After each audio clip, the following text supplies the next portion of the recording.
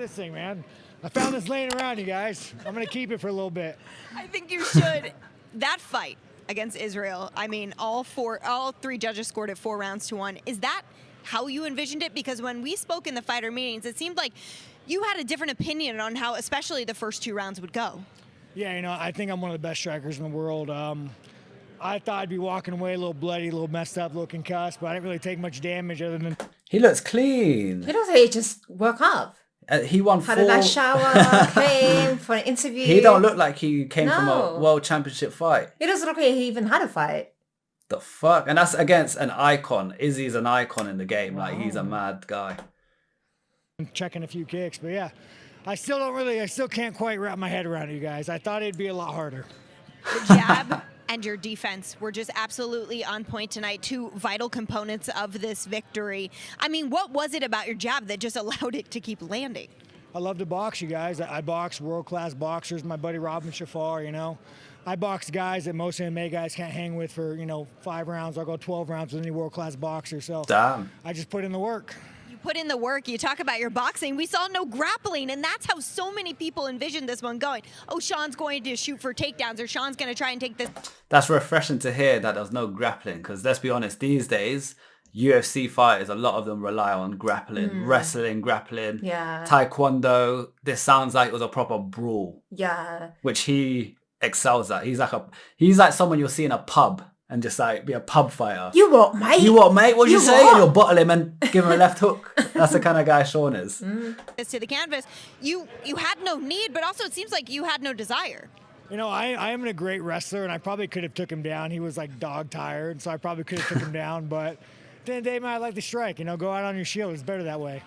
With the striking, there also seemed to be no sign at all of any fatigue on your end. I mean, what's the secret to this? We hear these myths of Sean Strickland in the gym doing so many rounds in order to prepare for this, but what does it come down to? So we're sparring Tuesday at Extreme. I'm landing Monday. I'll be in for sparring on Tuesday, guys. That's what I always work hard. This belt truly means nothing to me. I love it. I want it. But this sport is what I love. This belt means nothing. The sport's what I love, the team's what I love, the fans what I love. So he's very humble with his win, don't you think? Respect that. So at the end of the day, I love it. I'm gonna be back in banging, making my buddies bleed. I'm gonna bleed. Like this sport, this belt means nothing. This sport's the only thing that makes me happy in life. Nice. It's really beautiful and introspective how you talk about that. This doesn't define you when it would define so many other athletes. However, I mean, look at Izzy. Ooh. Izzy's a definition of a superstar. Like, he is. He's a super athlete.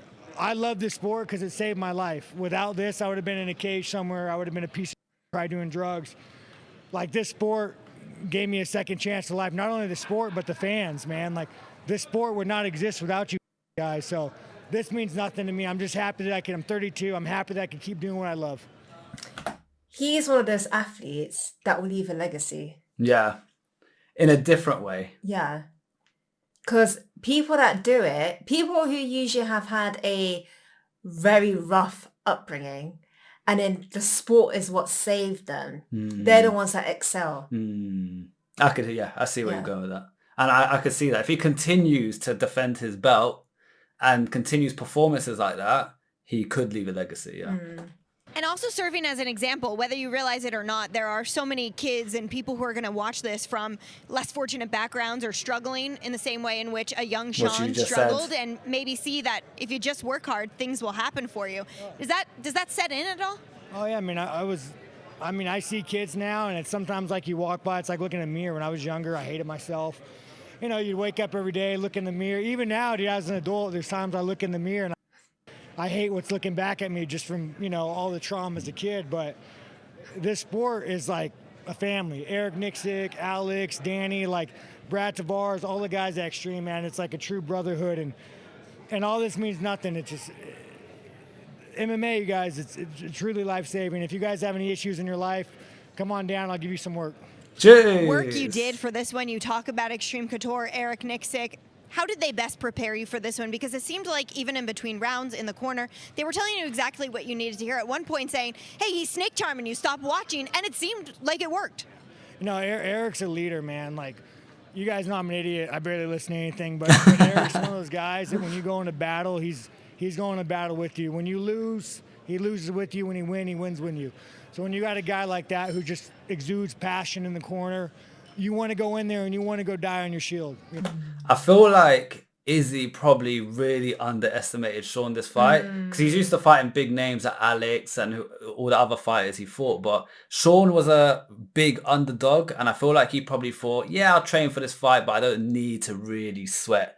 But then that bit him in the People arse. thought that he was such an underdog that Drake betted 500k. Drake curse. He cursed him. The Drake effect. Yeah. But yeah, no, look, he was a massive underdog, and it seems like Izzy probably undertrained, and it seems like Sean definitely overtrained, and his hard work has paid off. He's got the belt. You know, so Eric is a natural born leader, and he always motivates me. You said something at the beginning of this interview that I want to circle back to. You said, I thought it would be harder. And I'm just curious, in your mind, what exactly, you think now that you have defeated Israel Adesanya, who has faced and beaten some of the best in the world? Like, is it almost a hard concept to grasp? Big. Yeah, you guys, I work my ass off. And like I always tell people, I've been caught in fights. We've all been caught, but I'm one of the best strikers in the world. I'm one of the best boxers in the world. I could hang with any boxer, any striker. And, when you play the man dance game, sometimes you get caught, sometimes you get knocked out. But I truly believe I'm one of the best strikers in the world. How close was it to ending in the first? You know what? Once he came up, I could see him came back, but the life was kind of taken from him. Once he got up, and you could see it in his... He knocked him down. So Sean knocked down Izzy in the first round and nearly knocked him out. It's like he spun him and he dropped and then he got back up. But it's like he nearly one round KO'd Izzy, which is a massive statement. But so she's asking him how close did you feel it was to get the full on knockout? So his eyes, like whenever a man knows close. He's been beaten, whenever a man knows he can't land a punch, you can start seeing it spiral and backpedaling. And no, hats off to Izzy, man. He's a legend. Like, to say that I'm not a fan of Izzy would be a liar. I've watched that guy just like you guys watch that guy. He's a savage. And, part of me, like, I liked watching him bleed. I like watching the blood drip down his face, especially like in the fourth round. Every time he hit him, blood would just spray from his face. I loved it. But after the fact, like, oh, man, that's a legend. Yeah, absolutely true. You told us this week in the fighter meetings you cannot let the moment get too big for you. And I asked you, well, how do you prepare yourself for that? How do you work on not letting, 12 pounds of gold there, letting the moment beat the only champion, I'm telling you, that would ever have done this. The brand new champion putting his belt on the floor. It really doesn't matter to you. It means absolutely nothing. I'll win, I'll lose. You'll win, you'll lose, man. As long as you guys are happy in your own life, and you realize that in 5 years, when I'm an old man, in 10 years, 15 years, I'm an old man, this means absolutely nothing. It's funny he says that because Mike Tyson, he had an interview and they were doing like a house tour with Mike Tyson in Tyson's house. And obviously all the belts are out. And then the interviewer asked Mike Tyson, like, what do these mean to you? Like, you must be so proud of yourself. And he got so angry. He started smashing his belts and shit and throwing them. He's like, this means absolutely, I can't believe I bled for this garbage. Like, in the time it meant everything to him, but now looking back, like the amount of life and sacrifice he did to get, in his eyes, pieces of metal, which to him currently mean nothing. Like, he was pissed. Like, he's not happy that he lived his life the way he lived it for what in his head is garbage now. A quick couple of ones before we let you do the rest of your media. How did you not let the moment get too big? Because I found it so interesting how you talked about it, but then you really lived it out there. It's got to fight, There's fights wherever you hear guys say, hey, you're going to get a title fight if you win. You overthink, you do wrong, and that was just go in there and fight. It felt like I was just at the gym having a good time. A lot was made about your walkout. People felt like, I want to see it, by the look on your face and the way you were making your way to the octagon, that maybe you were nervous or you didn't want to be there. What was going through your mind? Anybody who says they want to be here is a lie. Like, when you get in that cage, when you're in the back warming up, you're telling yourself, I have to fight for 25 minutes. I have to be mentally, spiritually ready to die for this. In front of millions of people, against an icon who's a beast. Yep. Anything can happen. And people are betting against you as and well. you're the underdog. Yeah. And you know what? I'll be honest, watching one of the last face-off before they got into the fight, like a day or two before, he looked like, when they done the face-off, he looked like he had no confidence. He looked scared to look at Israel. He looked like he was defeated. That's my opinion. You guys say what you think. But I felt like he couldn't even stare at Israel in the eyes, and Israel was just looking at him, and you could tell I felt like he had no confidence in himself. And even like the walk, I feel like he probably, I've not seen it, but from the sounds of it, same kind of attitude. Like he mentioned himself, Israel is a superstar. That's the problem. And he's been fighting big names as well. And he's a fan of him. Yeah, he's a fan of him himself. Watching him as well. Of course. Watching his fights. Same weight class. So it is a lot scary. of pressure. That must be fucked. You're basically fighting an icon. But now that he's beaten this superstar, he's thinking, rah, I can. And he looks undamaged as well. Yeah. And let's see what this opens up. Not a single mark on him. Let's see what this opens up for Sean, because mentally this might make him even better and more advanced. And if anybody wants to truly do that and like get in that mindset, it's guys. So like I hate face downs because like I hate looking at someone in the eyes because like that's what I said. I'm gonna like in 2 days I'm gonna try to murder you. I'm gonna try to spiritually get to a place where I want to take your soul. I want to orphan your family.